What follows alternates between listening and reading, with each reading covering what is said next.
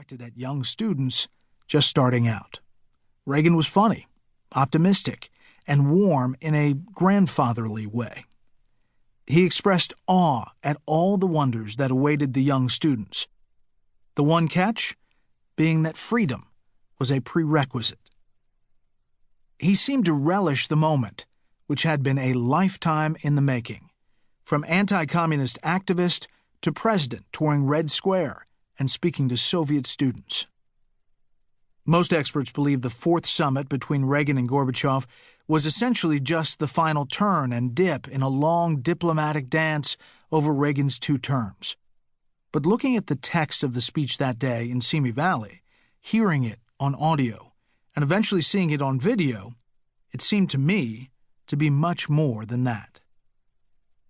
President Reagan spoke to the college students in Moscow under a giant image of Vladimir Lenin, with confidence, optimism, self-assuredness, pride in his country, and knowledge that the Soviet Union's days were numbered, telling the students at one point, quote, "I want to talk not just of the realities of today, but of the possibilities of tomorrow." And then, in the heart of communist thought, the capital of communism, President Reagan delivered these words about freedom, not in a threatening or scolding way, but in a shining city on a hill, hopeful manner.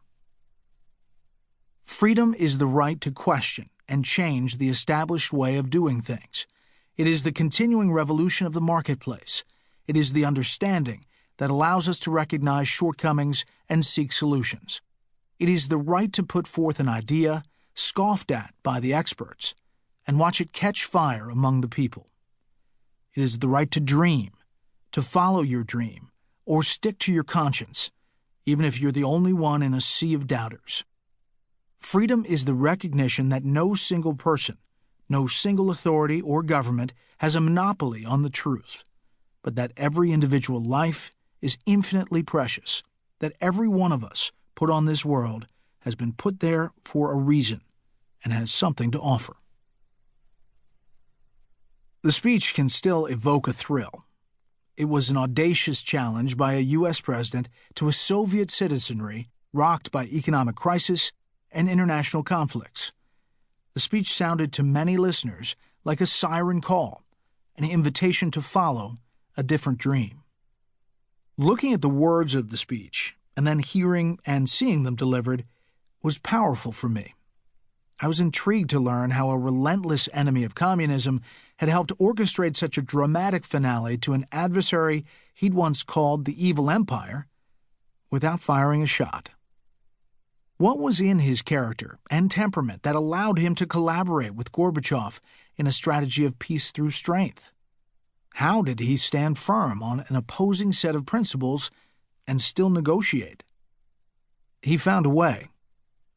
What is the measure of a man who could so completely capture the imagination of both the nation and the world? Unlike the Eisenhower presidency, which was before my time, I did have some sense of President Reagan's 2 terms in office growing up. And it so happened I was in the Rose Garden with President Reagan just months before the Moscow summit. I'm 47, and in the fall of 1987, I was a senior in high school and the student council president at Marist School in Atlanta. With that position came the honor of representing Marist in Washington, D.C., to accept a National Excellence Award on behalf of the school. So I traveled with Marist headmaster Father Joel Konzen to Washington for a ceremony at the White House. I distinctly remember being awestruck walking into the Rose Garden for the event, the sun shining, the White House gleaming, the garden manicured, the chairs lined up, the podium positioned. I can still see the White House press corps crowding into the back of the Rose Garden, a mass of television cameras, photographers, and reporters with notebooks milling around, waiting for the president to arrive. President Reagan walked out of the Oval Office with his Education Secretary, William Bennett. Both men talked about the importance of education and of supporting schools that were succeeding, taking time to name and praise the schools being recognized for excellence that day, their student and faculty leaders all in attendance.